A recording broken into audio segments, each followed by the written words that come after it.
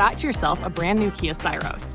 And naturally, you want to keep that wide, gorgeous screen looking flawless. Smart move. Let's get your Spartan Shield screen protector installed the right way, because once it's on, it's staying put.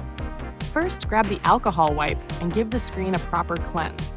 This gets rid of dust, smudges, and anything else that doesn't belong. Next, dry it off with the microfiber cloth. A completely dry surface is key for a smooth application.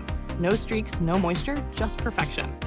Now, use the dust removal sticker to pick up any sneaky particles still hanging around. This step takes patience, but trust us, it's worth it. A single dust speck can lead to a bubble, and we all know how annoying those are.